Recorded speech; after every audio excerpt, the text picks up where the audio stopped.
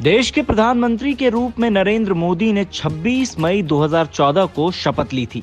ये वो दौर था जब बीजेपी और उसके गठबंधन दल एनडीए केवल 7 प्रदेशों में ही सत्ता में थे। लेकिन आज परिस्थितियां पूरी तरह बदल गई हैं। इसे चाहे नरेंद्र मोदी का करिश्माई नेतृत्व कहें या अमित शाह की राजनीतिक रणनीति, आज देश के एक बड़े हिस्से पर बीजेपी और उसके गठबंधन दलों का कब्जा है। ऐसे में ये कहना भी गलत नहीं होगा कि राज्यों में चुनाव जीतने और सरकार बनाने के लिए बीजेपी ने जमीनी लेवल पर काफी काम किया है और अपने कार्यकर्ताओं को काफी मोटिवेट भी किया है। इसके अलावा सरकार बनाने के लिए बीजेपी के जोड़ तोड़ करने की रणनीति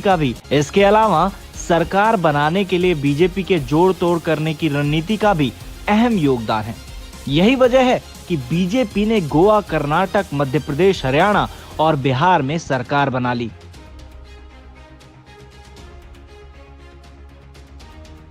महाराष्ट्र की महाविकास अघाड़ी सरकार की जो हालत इस समय हो रही है, वही हालत मध्य प्रदेश में साल 2020 में हुई थी।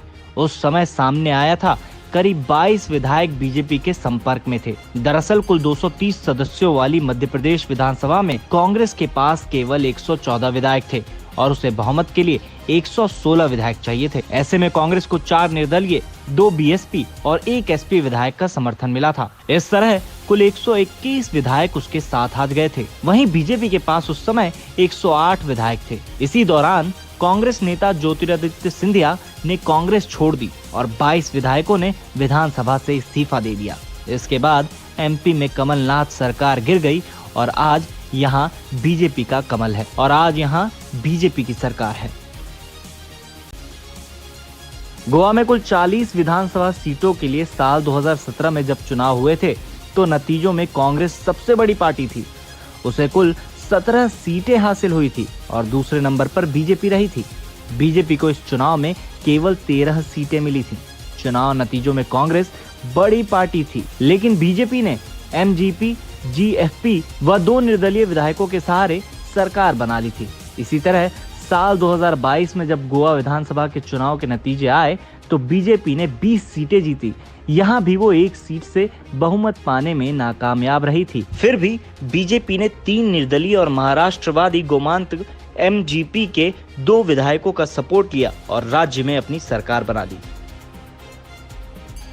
कर्नाटक विधानसभा की 224 सीटों पर साल 2018 में हुए चुनाव में भारतीय जनता पार्टी ने सबसे अधिक सीटें जीती थी। उसे कुल 104 सीटें हासिल हुई थी, लेकिन जेडीएस कांग्रेस ने गठबंधन करके 120 सीटों के साथ सरकार बना ली।